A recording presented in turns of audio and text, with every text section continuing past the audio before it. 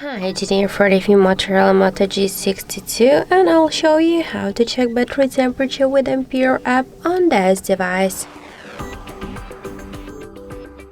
So first let's open the Play Store application, and here in the search bar we should enter Ampere.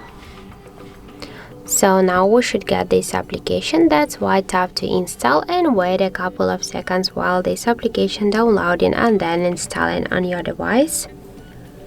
After that, just tap here to open the app, click yes, I agree, pick close, and tap on the left down corner to OK.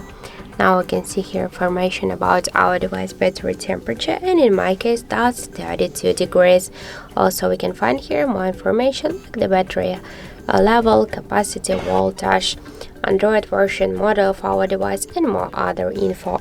So that's it. Thank you for watching, and if you find this video helpful, don't forget to leave a like, comment, and to subscribe our channel.